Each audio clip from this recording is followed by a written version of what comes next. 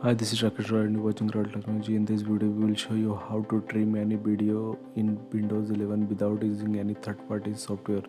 So we have one video on this desktop. So we will trim this video. So right-click on video, click on Open with, and select Photos. Once open, click on this Trim button, and now you can trim the video from here. Just select the start and end point. So I'll select this much. Now you have a option here, save and save a copy. So I'll save a copy, so it will save another video for me.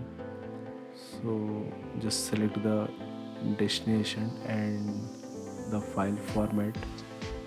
You can select any file format. I'll select mp4 and click OK. So it will take some time depending on your machine speed.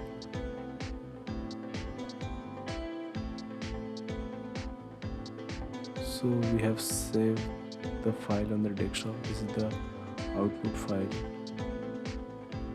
So thanks for watching. See you in the next video.